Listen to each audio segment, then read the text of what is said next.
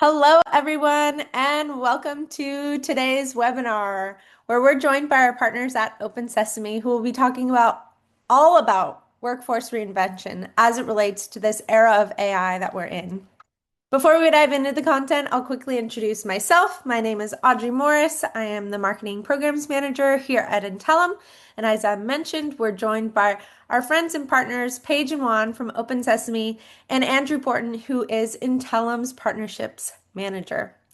Before we get started into the content, I just want to share a few housekeeping items. So, most importantly, this webinar is being recorded. So following the session, you will get a link to the recording.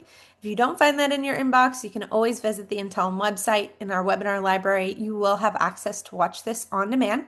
Feel free to share that with others on your team. Second, we do have the chat open, and I see a few folks already using that. We'd love to hear where you're tuning in from, so please give us a shout in the chat. That will be live all throughout this session.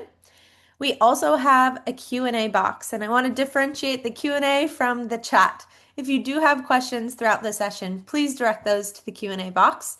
We would love to hear you and address those at the end of the session. We do not want your questions to get lost in the chat. So, chat's going to be a place for chatter, commentary, excitement. Questions will be for explicit questions that you want to ask Paige or Juan at the end of the session. Lastly, we do have closed captions options for you. If you need to find those, they're at the bottom of your screen. You'll see at the bottom toolbar a CC icon. That is where you'll find your closed captions. And before we log off today, you will be prompted to complete a survey. That just gives us the opportunity to learn from you all whether or not this content was meaningful for you. We want to make sure these webinars are a good use of your time and that you walk away with something learned and you are able to take back to your team. So please take the 2 minutes to complete that survey. It's really strong feedback for us. All right, with all of that said, I am going to turn over the mic to Paige and Juan to walk us through this awesome presentation. Amazing. Thank you, Audrey, and thank you, Andrew, and the entire Intellum team for having us here today. It's an exciting presentation, and we love being here with our partners. So appreciate you all and appreciate everyone for joining wherever you are in the world. It's morning for me. I know, a gray and kind of gloomy morning in Portland, Oregon. So hopefully folks are having a little bit of a more sunny, sunshiny day than I am out here. But I wanted to take a moment to quickly introduce myself, and then I'll let Juan introduce himself. My name is Paige Bergman. I am the Director of Content Curation at OpenSesame. I've been with OpenSesame for going on 10 years now, and the entire 10 years I have been devoted to supporting our customers and guiding their strategic curation initiatives. So, building learning pathways, aligning content to skills, supporting skill development initiatives, the list goes on. And I'm really thrilled to be kind of talking about how that all fits into this bigger picture of workforce reinvention in the age of AI. We'll get deep and deep and deeper into that a little bit later on, but I will first let Juan introduce himself. Yeah, thanks, Paige. My name is Juan Salgado. I'm a partner manager here at OpenSesame. Been with the company for a little over 2.5 years, and I'm actually managing the relationship between us and the great people at Intellum. And big thank you to Intellum for inviting us to be a part of today's webinar. And if we can go to the next slide, just awesome. Thank you. I also wanted to touch on why Intellum and OpenSesame partner so well. To put it simply, Intellum powers great learning experience, strong analytics and reporting, while OpenSesame brings curated high-quality content to fuel that experience. Together, customers get both impactful learning and the visibility to prove what's working. We also share a strong belief in vendor consolidation, simplifying the learning stack, reducing complexity, and controlling rogue spending. I'll hand it over to Paige. Excellent. Thanks, Juan. Yeah. So let's get into it, y'all. I want to just kick us off with this big idea here on the screen that every company of every industry and size must become an AI-powered business or get left behind. That's a bold statement. That's a big statement, and maybe surprising, maybe not surprising to folks on this call. But before we kind of unpack this big, bold statement, I want to take everyone back in time. So if close your eyes or not close your eyes and think back to November of 2022, around 3.5 years ago, which, if you can believe it, was when ChatGPT was first launched to the world. So just 3.5 years ago, we had this new tool that I know I was exploring and creating funny, silly songs and seeing what it could do, and just like exploring and asking and wondering, how is this going to impact the world of work? And not just obviously the ChatGPT tool, but this bigger concept of AI agents, agentic workflows. How is this going to change the world that we live in? What is this going to mean for my day-to-day life, for my work life, for my personal, for pretty much anything that I am looking at a screen or not? How is this going to impact what the world of work and what the world of, humanity looks like? And we still have lots of those questions. If you fast forward 3.5 years to today, lots of question marks still floating around and lots of, open-ended speculation happening about how agentic AI is going to impact organizations and work in general.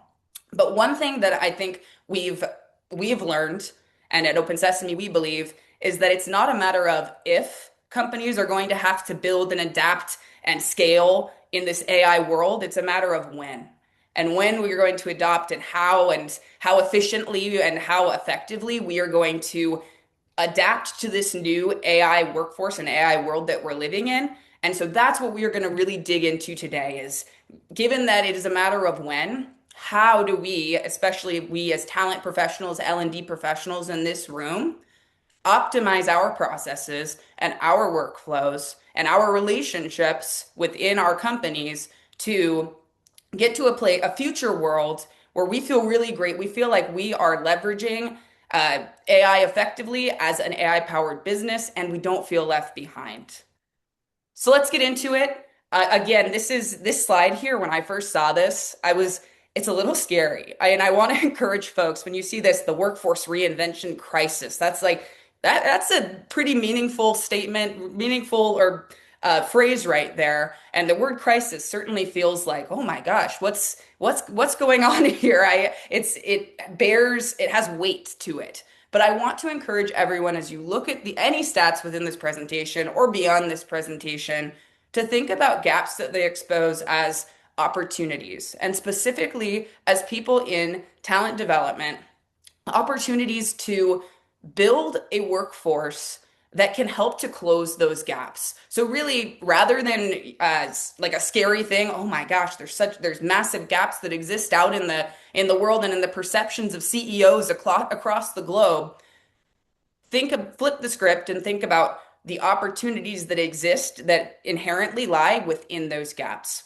Starting with this top one, 39% of existing skill sets will be outdated by the year 2030, which, if you can believe it, is less than 5 years from now, which had my head spinning this morning when I was thinking about that. So 5 years from now, less than 5 years from now, 40% almost of skill sets that we use and humans use across the global workforce, throw them out the window. They're no longer going to be relevant, or they're going to be automated away by tools that can do them better and faster than we can.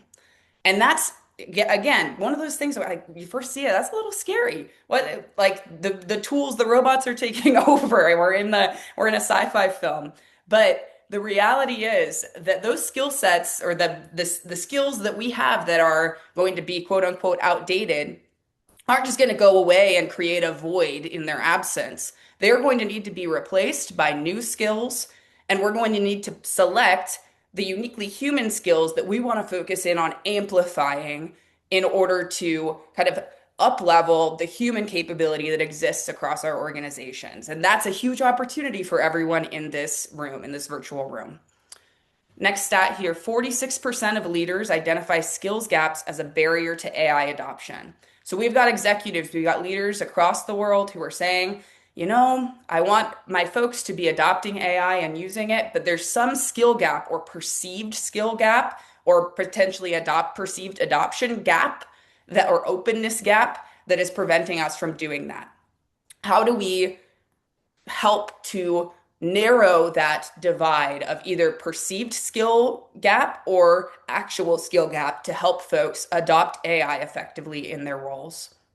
Then these bottom two go really nicely together. 90% of CEOs don't think they have the workforce for an AI powered business, and yet only 1% are investing in workforce skills for AI, which is wild to me. We've got 90% of CEOs who are saying, my workforce isn't ready for this new AI powered world that I'm trying to build, but only 1% are investing in the skills that are required to make that workforce empowered and to build that workforce towards this AI powered world that we're living in. So what if we were to even move the needle a little bit? Let's move that 1%. That's a low starting point, which is a great thing. There's 99% of opportunity here, and what I would love to see is a world where 90% of CEOs do think they have the workforce for an AI powered business because 99% are investing in workforce skills for AI. So let's flip those bottom two. That's what I want us all to be thinking about. How do we do that? How do we do that effectively? So speaking of CEOs and execs, in this new era, there are tougher executive questions that are being posed. And if you're not asking these or if you're not hearing them, know that there are still board members, investors, executives, C-suites that are asking these questions. And they're ones that are tough to grapple with and are new in many cases. How do we strike the right human AI balance? Where can we reduce labor costs? How can we improve productivity and efficiency? How do we build skills for jobs that don't exist yet? And how do we predict what those jobs will be? Where should I invest first when it comes to AI? So lots of questions. I said there was question marks at the beginning when ChatGPT was first invented. Question marks have not gone away. There are question marks everywhere, but they are new and they are evolving and they are rapidly changing. So as talent development professionals, it's important to think about knowing that these questions are being asked at kind of the highest level across your org. How do we help to come up with an answer? What skills do we retain? What skills must be developed?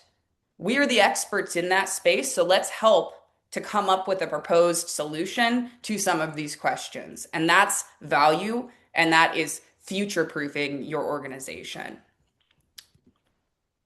So at OpenSesame, we believe, and what unfortunately this aligns with what I believe personally as well, because if that wasn't the case, that would be a much tougher presentation to give. But one kind of core fundamental pillar of what we believe here is that AI is not an IT or technology issue. It's a human workforce imperative. And this human AI connection is a massive thing. If there's one kind of piece of this presentation that I want everyone to take away, it's that AI is not just like, a threat to human potential. It is absolutely an opportunity to expand human potential. Whether that is creativity, whether that is expanding on uniquely human skills that we bring to the table, whether that is enabling us to amplify our value because of the trust factor.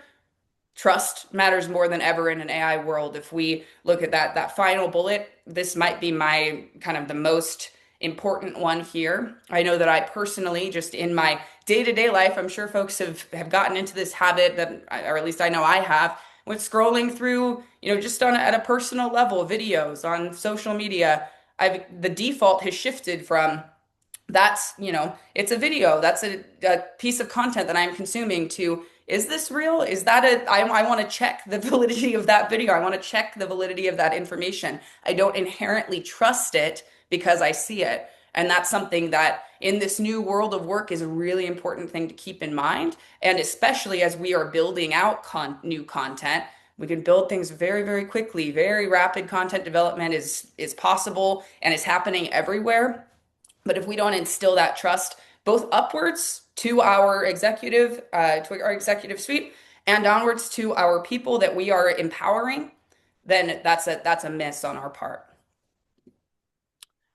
So another big question, how can we reinvent our workforce faster to gain an early advantage as an AI-powered business? An easy question to ask, a much more difficult question to answer, but it's something that we should all be thinking about here because again, this is what the folks at the very highest level across our businesses are thinking about. And if we're not thinking about it, then we do risk this kind of getting left behind that is likely to happen across the global workforce. So how do we reinvent our workforce faster, more efficiently, more effectively?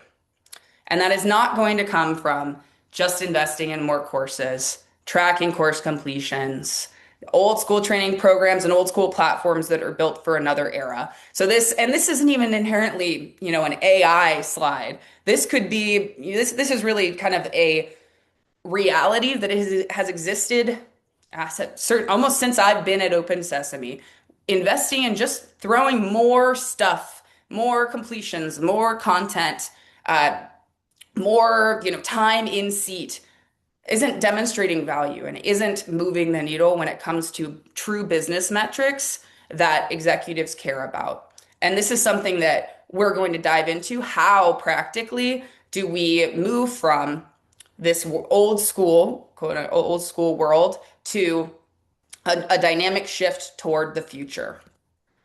So what is needed is a shift.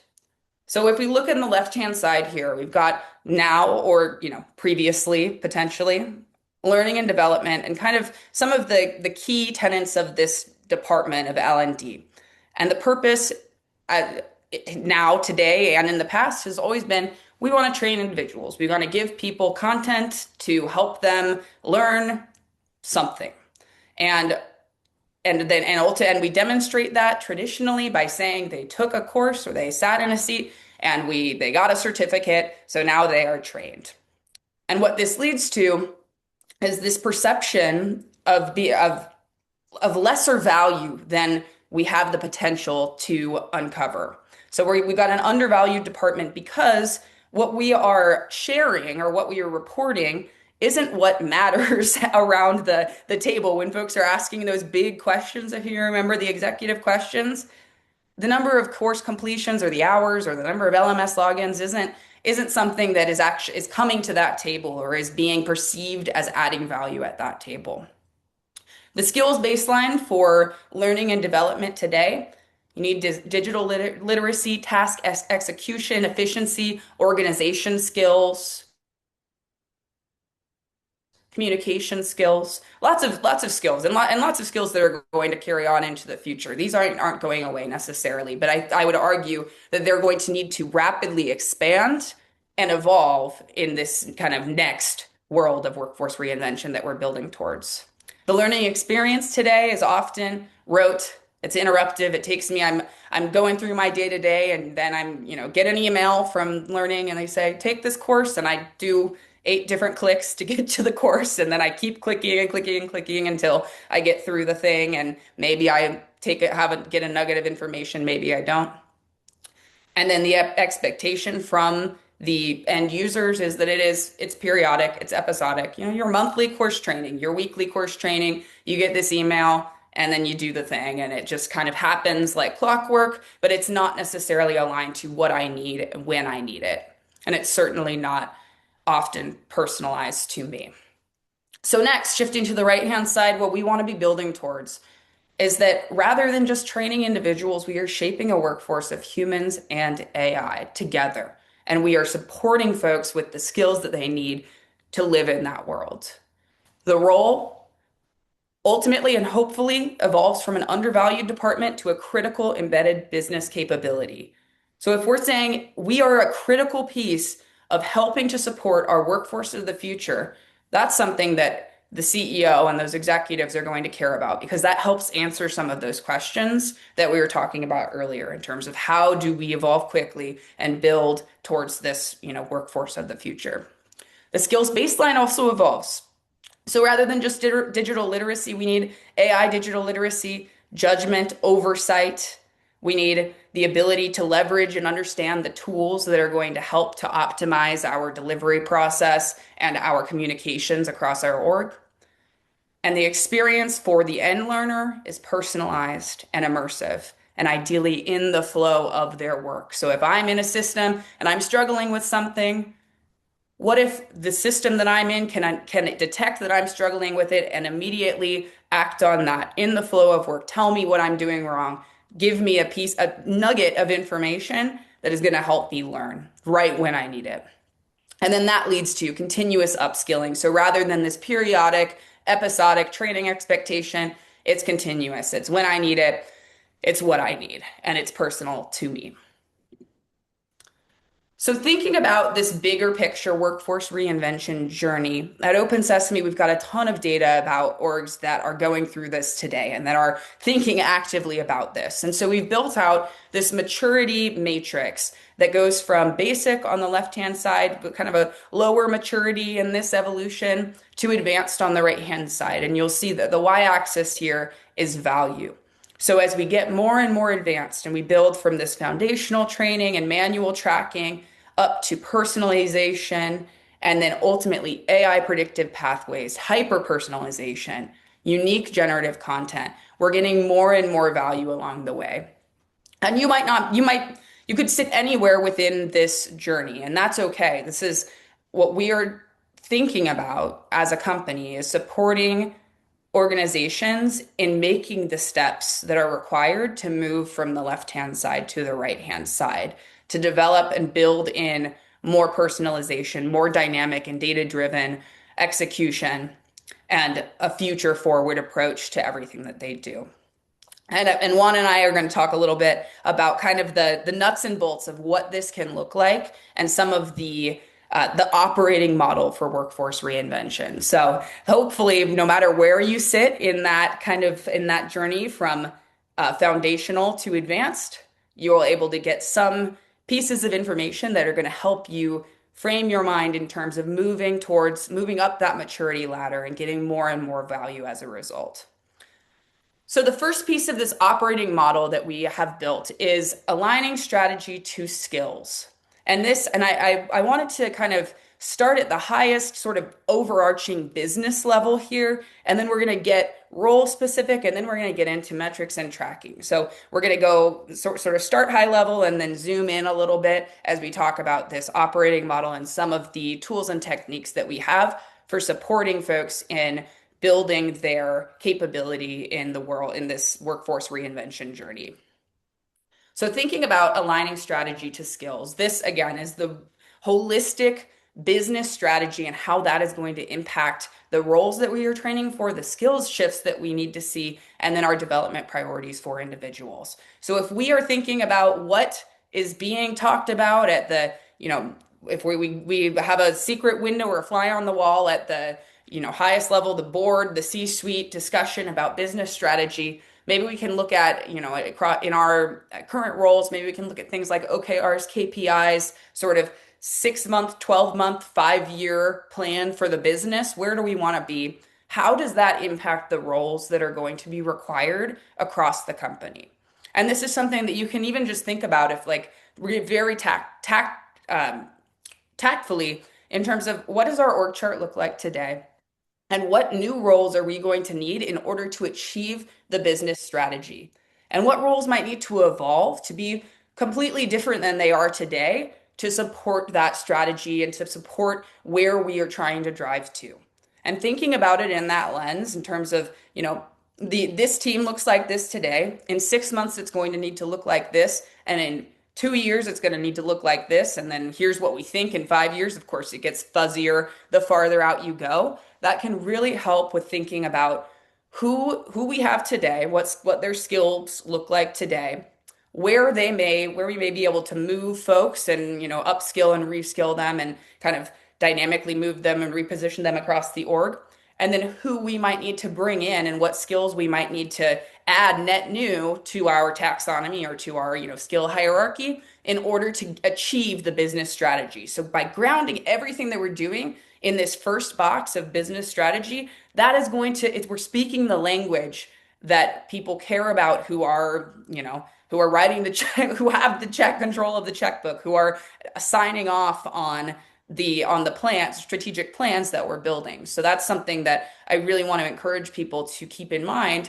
Always be thinking back to what are these skills, or what is the role impact of this business strategy? What skill shifts are going to need to happen as a result, and then tying everything we're talking about back to the business strategy again, because sometimes that's where I think that we get lost in the weeds, or we forget I have extrapolated, I've gotten to this end point of our development priorities as a result of the business strategy, but I haven't tied what I'm saying back to that business strategy as sort of the driving factor and as a demonstration that, hey, this is valid and here's why, and here's what it means for our business.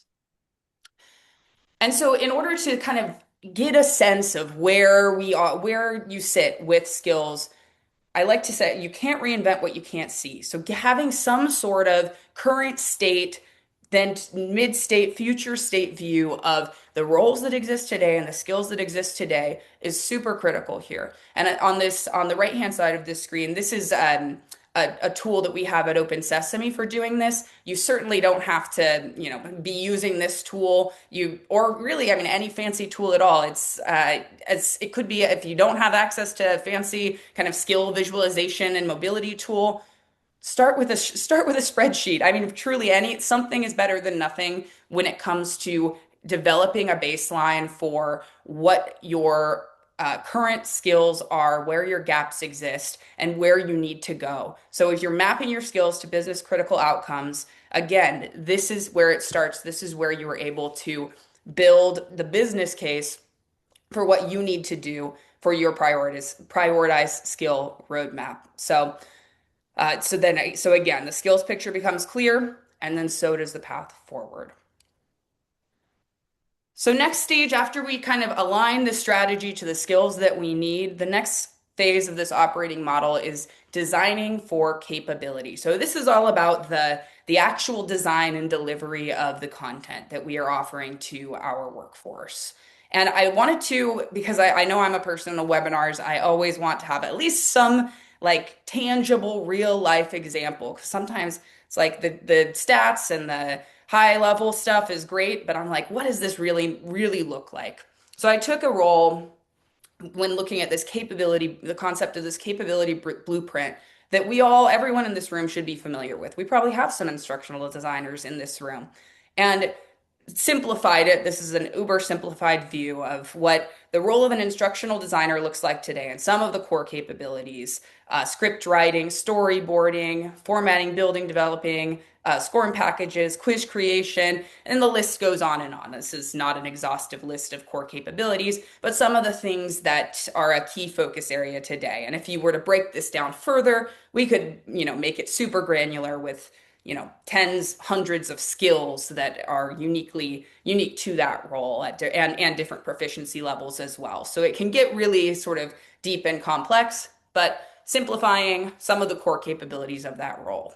So a thought exercise that I would encourage everyone to do with the roles that you have today across your organization is think about what would the next iteration of this role look like, or what could the next iteration of this role look like in this new AI future, in a reinvented workforce. So maybe the role of the instructional designer evolves to a AI-augmented learning experience architect, where the core capabilities are still grounded in this reality on the left, but evolving into new capabilities: prompt engineering, performance gap diagnosis, data interpretation that's tied to business outcomes, ethical oversight of AI generated learning. What are the new capabilities that are going to exist in this new role that maybe doesn't even exist yet today? That's something that you can do for take any role and just think about how could this evolve in this new AI powered future?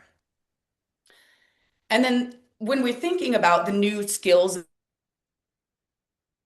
and the new tools, I want everyone to keep in mind that the way I sort of think about it is in terms of three different buckets of skill types or capability types that we might be thinking about.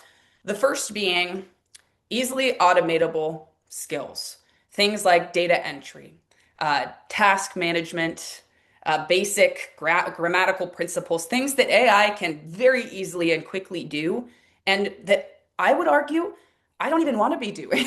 And I would rather AI take those skills fully out of the picture. Let me focus on things that I can do and that I can elevate in a way because I'm me. Then you have this second bucket that is kind of represented by some of this skill profile in the lower right here. AI skills, so things like prompt writing, smart AI prototyping, how to use different AI tools. which I would argue, and this is a little bit Paige looking into the crystal ball here, but my speculation is that those skills are actually going to reach a peak at some point where we get to a stage where absolutely these skills are going to be critical. They are critical today, and they're things that everyone is thinking about. But if you think back to the dawn of the internet, there were courses on how to properly search the internet, how to use the internet. It's, how do I infuse this in my daily life? And that almost seems silly today because it is so native, it is so part of what we are doing on a daily basis that I don't need a course on how to do a Google search. It's right there. It's embedded in my daily life and my daily work. So while these AI specific skills are important and absolutely we should be thinking about them and thinking about how they're going to evolve, I'm predicting, this is we can, it's recorded, it's on camera. We'll look back in 5 years and see if I'm right, that some of these skills will actually reach a peak and then start to become less mission critical as they just become inherently part of everyone's toolbox and tool set as they go out their daily life and a native part of how we work. Then the third bucket that I would say is the very most important is the uniquely human skills that humans bring to the table and uniquely do better than AI. And this is something that I want everyone to think about. Things like judgment and collaboration and creativity and brainstorming collaboratively and thinking big and outside of the box in a uniquely human way. There's so many uniquely human skills that we can focus and hone in on, understanding that with the advent of AI, that first bucket may fully go away. So how do we then amplify the impact of that third box of skills that humans uniquely bring to the table? And how do we empower people to understand that and understand that AI can amplify everything that they do rather than just replace those easy to automate tasks? And then finally, in the design world, this piece is a little bit more in term like tactical. How do we deliver content? And it's a bit of a shift away from the design of the learning pathways to the delivery side. So we want to make sure that we are embedding learning into the work itself. This you'll see this everywhere. Anyone who's been to a conference talking about delivery platforms, this is almost table stakes these days, but I really do think that it's worth repeating and emphasizing. We want learning to not feel like a divergence away from what I am doing in my day-to-day life. Because the more that it feels like an immersive part of my day, it's not even an additional separate thing. I might not even think about it as I did my learning, but I learned something. And that comes from things like scenario-based practice, contextualizing what we're doing, immersive experiences in the flow of work experiences. We want to meet people where they are because that is certainly not in 5 years from now, and arguably today, that is not going to be, in an old school learning platform where they have to, log in with a separate login and do 7 clicks to get to the thing that they want to find. And finally, the third rung of our workforce reinvention operating model is all about measuring readiness and impact. So measurement, kind of the tail end after we've delivered this great thing, we've rethought about our capabilities and our skills that are going to be required in this new world. We've tied it to the business strategy. How do we measure and then highlight those measurements in a way that is meaningful to decision makers across the organization? And that requires a shift as well from looking at activity metrics, so things like course completions, hours logged, attendance, seat utilization, etc., to impact metrics, skill proficiency, AI adoption rates, productivity improvement, risk reduction, internal mobility. These are the things that are revenue or margin impact from capability lift. That's maybe the biggest one. These are the things that people care about and that are going to help to support the case for learning, support the case for upskilling and talent mobility, talent development conversations.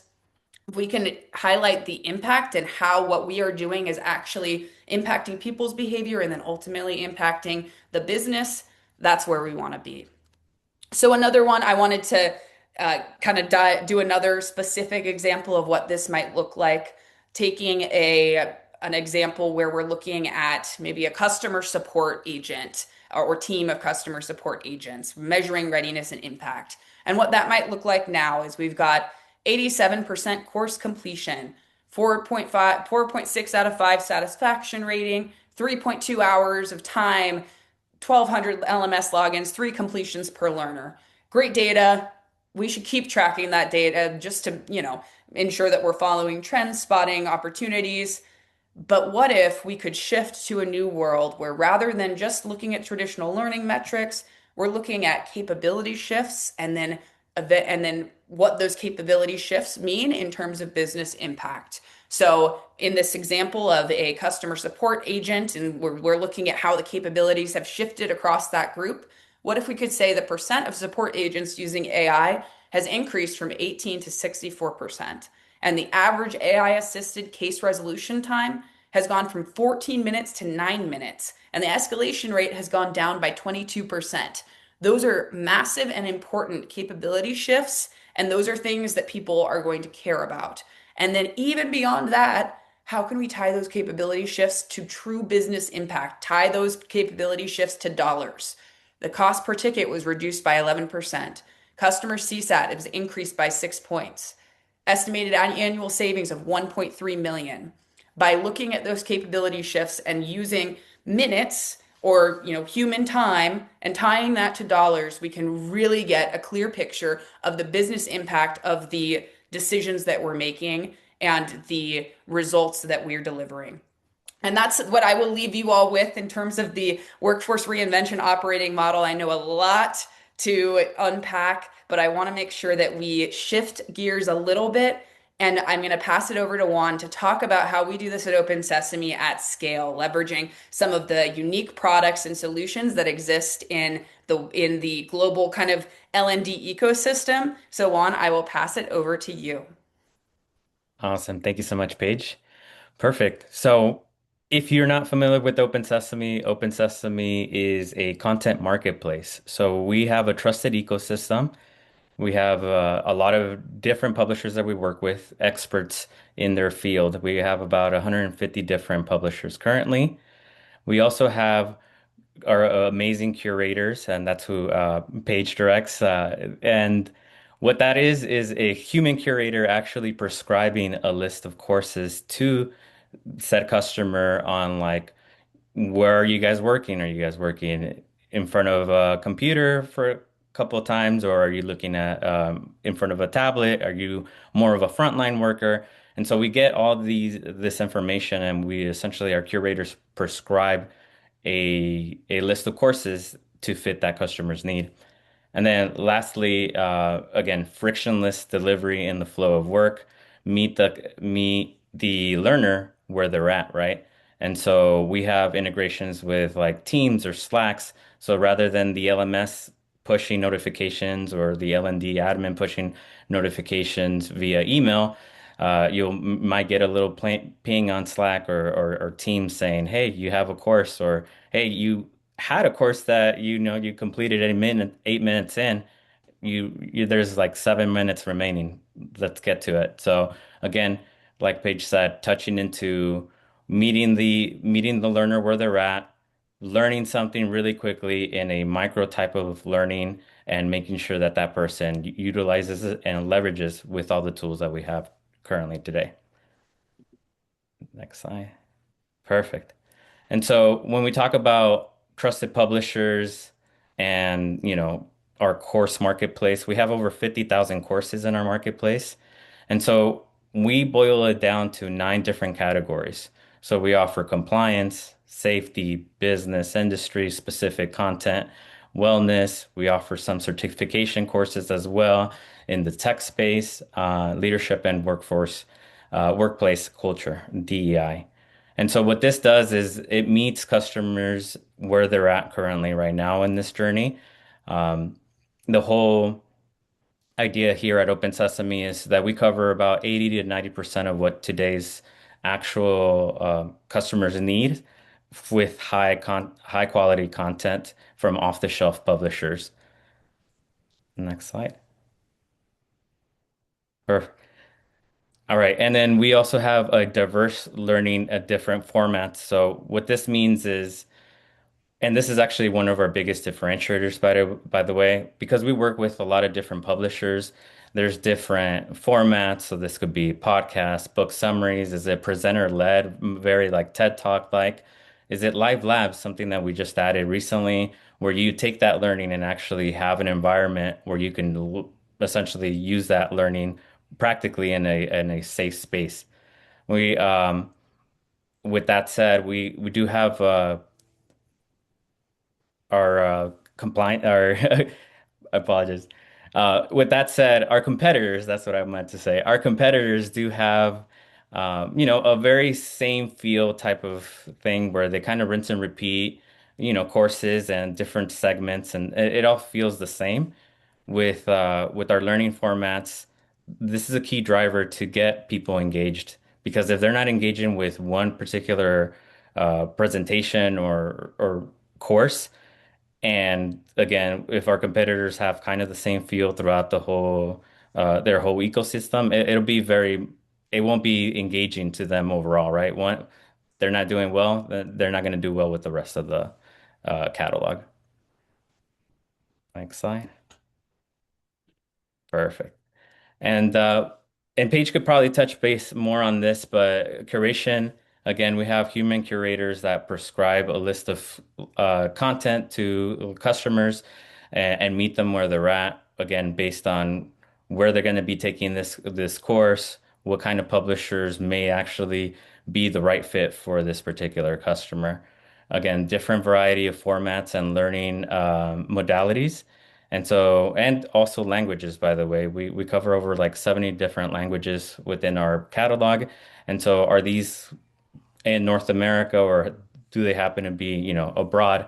Are you guys opening a manufacturing plant in Mexico or in Africa? Like what kind of languages do we support? And we support a lot here at Open Sesame. And again, diverse content isn't a bonus, it's an engine behind real learner engagement. Next slide. Perfect. And then from an adoption standpoint, once we have someone that's interested in getting Open Sesame, and once we actually have them as a customer, we do actually have a customer success manager that's tied into that account. And this person is your go-to person for everything, whether it be, supporting, launching courses through the LMS, whether it's like, hey, I got a list of courses and one or two of them are just not getting engagement, that customer success manager would be more than happy to make those changes and make sure that the learner ends up, utilizing it. And we're in a consumption-based business, right? If they're not consuming, if learners are not learning, Open Sesame is not in business. So that's definitely a key metric that we offer here. And again, this is one of the things that our managers it's been said about our managers. Customer success managers share tips, tricks, and recommendations with us. They feel like part of the family. And being in a lot of the calls with those customer success managers, I mean, they're hand in hand with, that admin and that organization to, push learning forward within that organization. Next slide. Perfect. And then Paige mentioned this as well, which is again is meeting the learner where they're at, delivery in the flow of work. We do again have integrations with Slack and Teams, and again, rather than have an L&D admin, touch base and try to get people to essentially log into the LMS and actually take courses and training. Let tech do it. Let Slack be that. Let Teams be that. Just a quick notification. We all get them in Slack anyways. So have that notification pop up again. Easy, just like, hey, you have a couple courses that you still need to take, or your L&D admin added a new career path for you. And again, the learner just clicks on it and, takes the course essentially from a pop-up, really.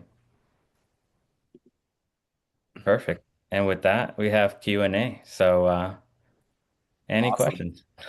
Yeah, well, thank you, Paige, Juan. Really appreciate the insights and examples that you guys shared there. We do have a good amount of questions coming in from the audience, with a few minutes to go through those. So I'll just kick us off here. First one, what separates organizations that are truly reinventing their workforce for the AI era from those that are just modernizing their training programs? Ooh, I love that question. I mean, my gut reaction, just kind of off the cuff, is it's the experimentation and the creativity is maybe what elevates or what creates that distinction between, oh, I'm, going through this framework of modernizing, this thing. I'm upgrading to a cool new platform and we're gonna, adopt this skill framework. But I think that reinvention maybe even goes a step beyond that to think truly outside of the box. And this is something that I feel very it's been a fun sort of time that we're in right now at Open Sesame. We've when I first started here, we were much smaller. And so there was this like almost entrepreneurial like startup mentality and this creativity and this ideation and like constant hunger for like let's do a new thing, let's try that. And so that maybe is that's a part of it, a part of what makes this, modernization different from being open to truly reinventing. And maybe that looks completely different than what we've ever done before. And I would encourage everyone, like, be open to that. Think outside of the box and bring those creative ideas to the table because I do think that that's what is going to separate the people who do this really, really well from the people who, are maybe just thinking about it as a day-to-day operational efficiency improvement thing. I don't Cool. know, Juan, if you've got other thoughts on that one. No, I was just gonna say, I mean, obviously metrics matter and it's a shift, right? And some companies are looking at metrics old school, because it mattered, that KPI mattered at one point. And now it's really like, with AI uncovering a lot of different gaps, obviously there's different metrics that we should pay attention to. And I think the biggest difference would be that in just getting more data, but also what do you use it for? And shifting to that. Awesome. All right, well, I think that leads in very well to the next question here. When you're designing learning for emerging AI skills, how do you decide what should be taught through structured courses versus practice-based or experiential learning? Ooh, this is tricky and a really good question. And it is going to depend a lot on the roles and the people and where they're at. So I think that what I would say is generalizing this answer because we've worked with a lot of different companies who are approaching this differently. So I don't know if there's one answer that's going to be the like knock it out of the park across the board. But I do think that there's something to be said for when we're really working on those foundations, maybe we have assessed that there's a group that is this is new, like brand new. We need the ultimate ultra foundations. What is generative AI? What is ChatGPT? That the more structured kind of traditional, a course or a an overview is going to be more effective in that case because we need to, start from ground zero versus in the higher in, capability that we go, we've got, folks who are coming to us and saying, we've got, developers who are working on how they can code in a way that is smarter and faster and more efficient, leveraging AI add-ons to their, to within their coding environment. That's something that feels much more applicable to the real world sort of practice scenario or built in, plug in sort of or live lab scenario. So maybe as a generalized answer, that's what I would say is that the more foundational, the more kind of traditional approach I seems to fit the best, and then the higher you go in terms of capability and advanced technology, the more that those practical application lab-based approaches seem to be effective. Awesome. All right, well, I think we've got time for about two more. So let's do this one. What learning design strategies actually help people apply these skills on the job instead of just completing a course and moving on? Mm, so for what I've seen, or I don't know, I'm just going back and forth. I don't know if Juan, I'll let you take this after, but my first thought in terms of application is that building in opportunities for like application isn't gonna necessarily happen. And maybe it will. There's the curve, of course, of like early adopters who are gonna be in it and applying it right away. But then you've got your kind of change curve. You got your people who are a little bit more resistant. So in order to capture everyone and make sure that we're applying, there is a little bit of kind of almost forced application that needs to happen. So whether that's we, assign a course or we assign an activity and then we set up whether it's a cohort based application session or a required application exercise that people have to do and have to like essentially like making that a required component of learning. While doesn't sound it's not like the sexiest approach, like force people to do it, but really, in order to get people in and actively applying, you've got to give them access to the tools and technology. So if you're asking them, hey, learn about ChatGPT, and they don't have access to an instance of ChatGPT that they can use safely and, in a secure way, then and that's the first piece. And then just building in checks, working with your managers too, to make sure that it's an expectation that that application is happening live. Um, and following up, making sure that we are holding ourselves and our people accountable if we're expecting them to go in and apply what they're learning. Cool. Yeah, I mean, ultimately it was just again high touch point, and this is based on, the manager themselves as well, keeping them accountable, assigning that course, making sure that they follow up, making sure that they learn something from that course as well. And then how does that apply with the role? And then have all these like sessions or micro learnings to keep pace. Because ultimately, again, old school mentality is they assign a course, they complete it, the manager just gets a notification it's complete. My team's at 80%, call it a day. Like would be a little bit more reactive and proactive than you know, back then. So I think that's the approach that I came to mind as soon as that question was asked. Awesome. All right, well, let's go into the last question, and then I'll hand it over to Audrey to wrap us up. With so much high quality content already available, how do learning teams decide when to curate existing courses versus build custom learning experiences? Oh, that's a Paige question for sure. um, yeah, this is, I mean, it's gonna depend kind of on the culturally on and preferentially how custom and how unique and special to you want it to feel. I would say it's going to depend so much on it's going to vary so much by org, but short answer, short version for the content that is, rapidly changing all the time, that's relatively generalized things, compliance tends to fall into this category a lot. Don't spend your time building and painstakingly, slaving away at a course that is general enough and is going to be changing enough that it's going to be a pain in your butt to keep it updated and to uh, deliver it and against like changing regulations all the time for things that are specific to you that are important to you, the culture and the fabric of your organization. I prioritize it in that way. And I maybe would recommend listing out everything that you think you need and then putting the top priority list of the things that you want to feel like you and you want to feel like specific and custom and very in line with your specific organizational culture and preferences. Um, and then, plan accordingly. Cool. All right, well, thank you both so much. Hand it over to Audrey to close us out here. Yes, well, I'm just going to continue to thank you.